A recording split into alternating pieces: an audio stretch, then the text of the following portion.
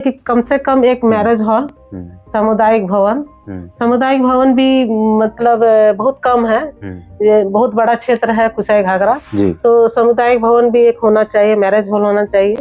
और बच्चे के लिए भी एक लाइब्रेरी भी होना चाहिए ताकि एजुकेशन के क्षेत्र में वो आगे प्राइवेट में ना जाके एक निःशुल्क तैयारी कर सके अपना वार्ड में ही। और गरीब बच्चों के लिए और महिलाओं के लिए भी जो स्वास्थ्य के लिए होता है, जैसे टॉयलेट वगैरह, तो टॉयलेट भी सार्वजनिक स्थान में जो बहुत दिक्कत होती है, इसमें भी महिलाओं की कुछ बीमारी भी हो जाती है, जहाँ तहाँ मैंने जाना पड़ता है, तो उस सुविधाओं को भी मैं लाने की कोशिश करूँ। दिल्ली में ये सुधार होना चाहिए कि जहाँ रोड है, रोड में एक नाली का व्यवस्था होना चाहिए, लाइट का व्यवस्था होना चाहिए और कैमरा का,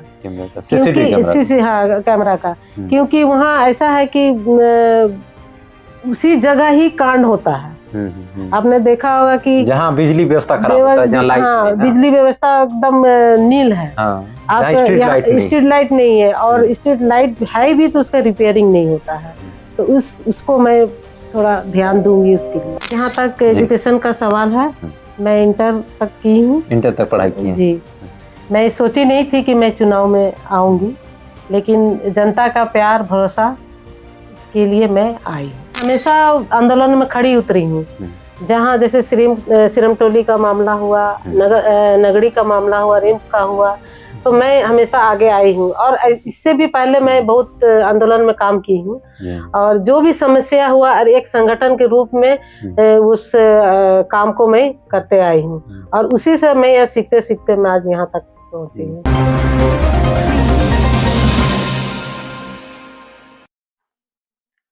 जोहार, आप देख रहे हैं ट्राइबल न्यूज भारत। हमारे साथ संवाद करने के लिए हैं वार्ड नंबर 48 की प्रत्याशी सेलिना लकड़ा। पहले हमारे ट्राइबल न्यूज भारत में आपका बहुत बहुत जोहार रहेगा, शुभकामनाएं भी रहेगा।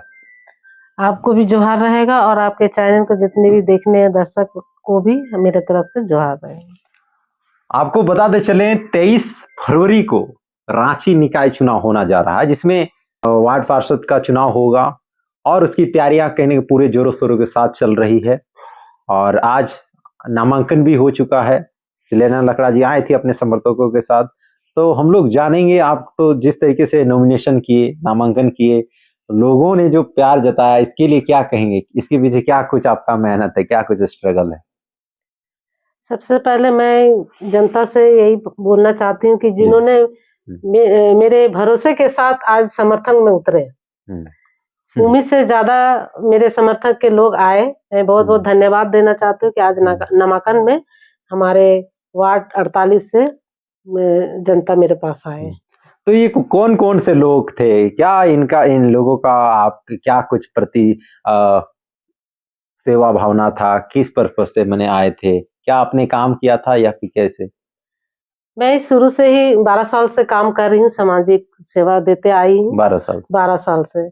और हमारे वार्ड के जितने भी जनता ने हमें इसलिए उतारा कि मैं हमेशा काम करते आई हूँ, और उन्होंने मेरा क्वालिटी को पहचाना कि हाँ, ये वार्ड के लिए एक अच्छा काम कर सकती है, तो इसीलिए जनता हमारे पास एक भारी समर्थन के साथ हमारे साथ आज हाँ, हमने देखा कि नामांकन के समय आप अपने सबसे ज्यादा महिला समर्थक दिख रहे थे। क्या कहेंगे, महिलाओं समर्थक आने के पीछे क्या कुछ रीजन था?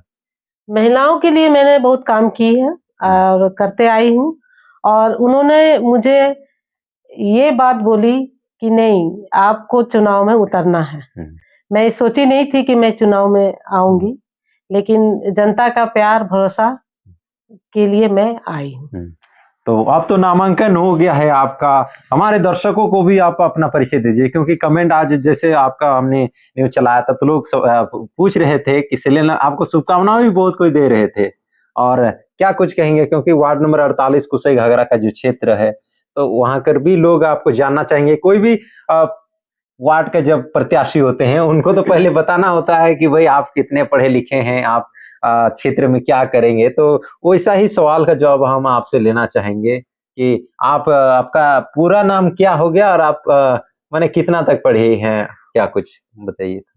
मेरा नाम सेलिना लकड़ा, और मैं होरो थी और मैं मुंडा समाज से आई थी जी। और अभी मैं उरांव में चली गई, लेकिन मैं हमेशा समाज के लिए काम की हूँ और मेरी जहाँ तक एजुकेशन का सवाल है, मैं इंटर तक की हूँ। इंटर तक पढ़ाई की है जी। और आगे मैं नहीं कर पाई, शादी हो जाने के बाद भी मैं नहीं कर पाई और समाज की सेवा में लगी रह गई। तो कोई संगठन से भी आप जुड़े हैं, जुड़ करके काम कर रहे हैं या फिर क्या? नहीं, समाज में संगठन से ही काम करते हुए सीखते हुए आई हूँ और संगठन से हमेशा अच्छा एक रास्ता मुझे दिया और उसी के चलते आज मैं यहाँ तक पहुँच पाई हूँ और हमेशा संगठन मुझे एक नई पहचान मुझे दी है, इसीलिए मैं आज एक पहचान भी दी है। हाँ, एक पहचान मिली है मुझे और इस पहचान से ही मैं आज चुनाव के लिए खड़ी हुई। तो जैसे आपने कहा 12 साल आपने सामाजिक सेवा में अपना समय दिया है। हमने देखा था कि आप आंदोलनों में भी आप दिखी थी, जैसे कुछ चाहे आदिवासी समाज के जैसे सिरमटोली रैंप का मामला हो और फिर नगड़ी रेमस्टो का जैसे आंदोलन हो, तो आपने समर्थन देने के साथ सड़कों पर भी उतरे। तो क्या कहेंगे, क्या कुछ अनुभव शेयर करेंगे इसमें अपने समर्थकों के साथ? क्या ये वार्ड नंबर 48 के ही समर्थकों के साथ कौन उतरते थे या क्या कहेंगे? नहीं, मैं हमेशा आंदोलन में खड़ी उतरी हूँ। जहाँ जैसे सिरमटोली का मामला हुआ, नगड़ी का मामला हुआ, रिम्स का हुआ, तो मैं हमेशा आगे आई हूँ और इससे भी पहले मैं बहुत आंदोलन में काम की हूँ और जो भी समस्या हुआ और एक संगठन के रूप में उस काम को मैं करते आई हूँ और उसी से मैं यह सीखते मैं आज यहाँ तक पहुंची हूँ। तो सबसे पहले जैसे वार्ड पार्षद में एक कर्तव्य भी होता है अपने वार्ड को आदर्श वार्ड के रूप में स्थापित करना। तो क्या कुछ कैसे आप एक आदर्श वार्ड आप बनाएंगे इस कुसई घाघरा को? जी बिल्कुल, वार्ड के लिए तो मैं एक नया वार्ड जैसे मैं बोलते आई हूँ, जैसे मैं नामांकन से निकली हूँ, उस समय से मेरा एक ही वर्ड था कि मैं एक नया वार्ड बनाऊंगी। जो भी समस्या है यहाँ जल, शौचालय, स्वास्थ्य, लाइब्रेरी, जो एजुकेशन बच्चे लोग को नहीं मिल पा रही है, एक छोटा-छोटा जो काम है, उस काम को मैं भारी मतलब विश्वास के साथ मैं खड़ी उतरूंगी। जिस तरीके से रांची में देखा जाता है कि अपराध बढ़ता जा रहा है, गलियों में भी लोग कभी-कभी रात में गुजरना मुश्किल होता है, तो क्या आपका जो लिस्ट में है, क्या अपराध को रोकने के लिए सीसीटीवी कैमरा वैसी जगह लगाने की ऐसा कुछ है आपका? जी बिल्कुल है, क्योंकि जिस समय लाइट की जो जहाँ अंधकार होता है, तो जो पहले जो लाइट लगा चुकी है उसमें है कि रिपेयरिंग नहीं होता है। कुछ ऐसा जगह है कि बहुत कोई चोरी उरी होते रहते हैं, तो उस लाइट को भी हटा देते हैं और गली कोचा में अब देखिएगा अंधार रहेगा तो आजकल चोरी, छिनताई, किडनैपिंग ये सब होते आया है और दिन में भी होता है। तो मैं यही मतलब सरकार से भी यही बोलना चाहूंगी कि वो हर वार्ड में कि जहाँ लाइट की जो व्यवस्था है, कैमरा कम से कम कैमरा लगाना चाहिए और रोड में, मेन रोड में तो होता है लेकिन गली कोचा में कैमरा नहीं होता है। तो जहाँ आपका संभव रहता है कि वहाँ कुछ कांड हो सके या कुछ और गलत काम हो सके, तो वहाँ एक कैमरा लगाना बहुत जरूरी है। और क्या-क्या सुविधा आप अपने यहाँ के वार्ड 48 के लोगों को सुविधा मुहैया कराना चाहते हैं?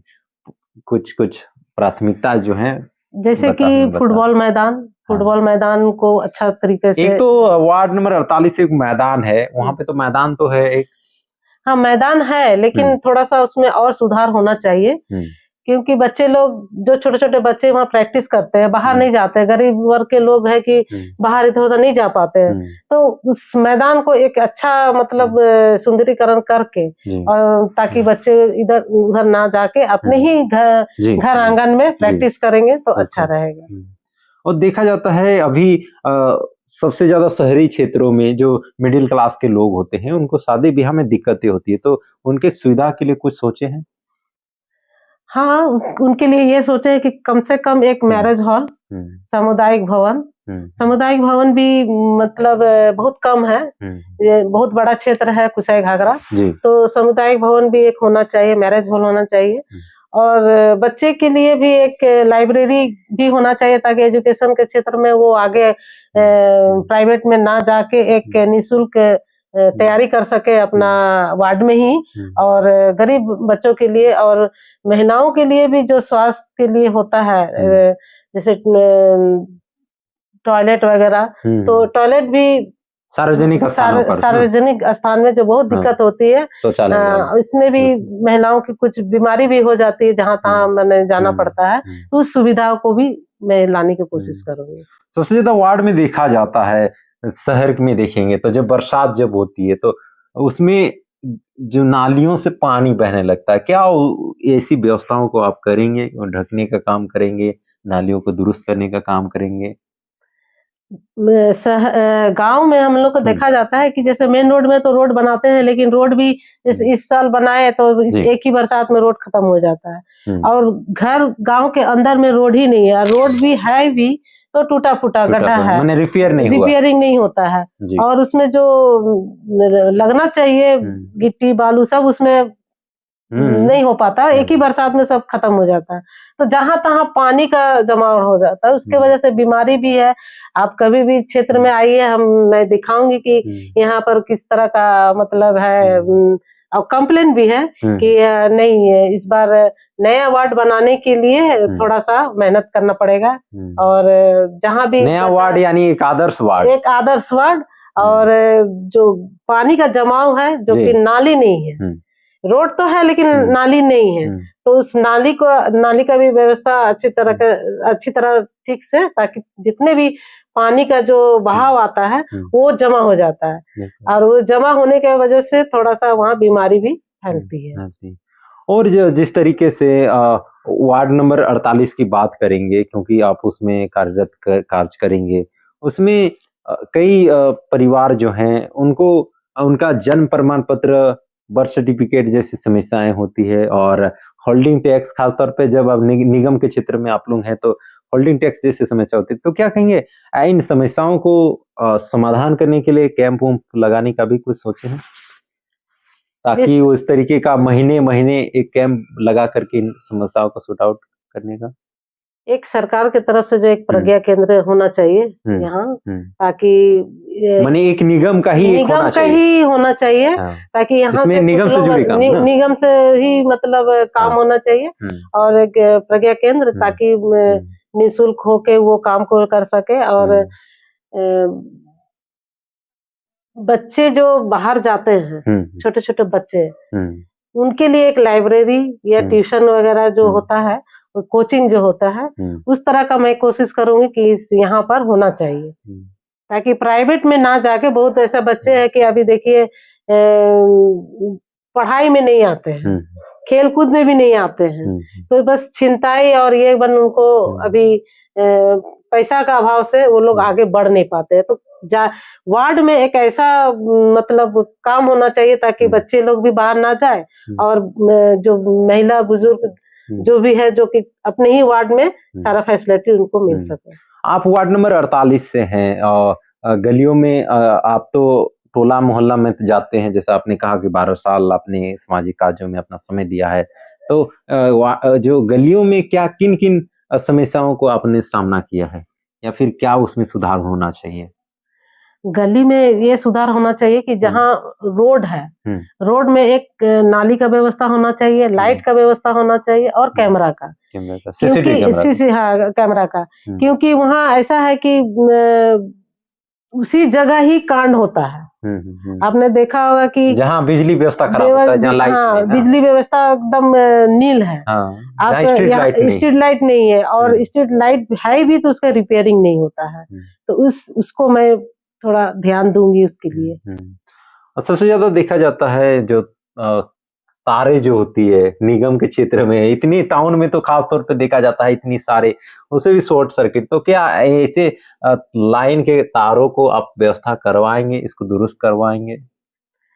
बिजली के जो तार है जो जहाँ तहाँ से लटकी हुई रहती है जी। मैं तो सर्वे करूंगी। मैं पहले भी बोल चुकी हूँ कि मैं एक बार ऐसे सर्वे कर चुकी कहाँ कहाँ काम है। मैं वहाँ फिर अगर मैं जीतूं चाहे हारूं मैं उस काम को मैं करने के लिए मैं पूरा सर्वे करूंगी। और जहाँ भी तार के बात बोल रहे हैं ना बिजली का उसको भी मैं ठीक करने की कोशिश करूंगी।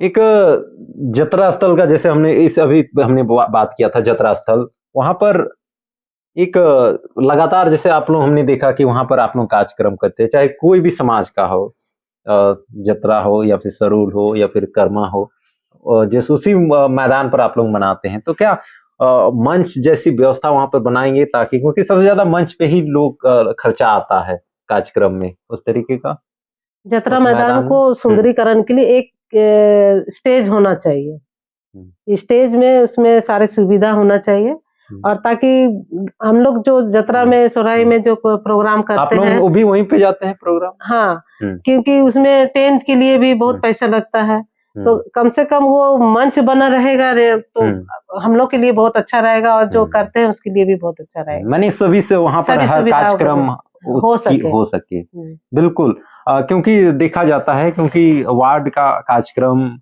उस तरीके का खेलकूद का कार्यक्रम में सबसे ज्यादा मंच पे ही खर्चा होता है क्या। तो और आप क्या कुछ तैयारी में किस तरीके से जुड़ गई हैं, किस तरीके से आप लोगों के बीच जुड़ेंगे, कैसे घर घर जाएंगे, क्या कुछ है?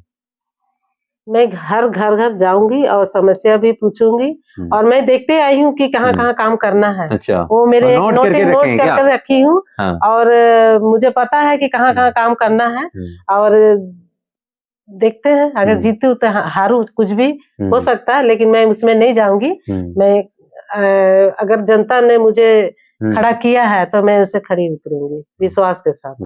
वार्ड नंबर 48 जो कुसई घाघरा का ये जो क्षेत्र है, ये कितना इसमें टोला है?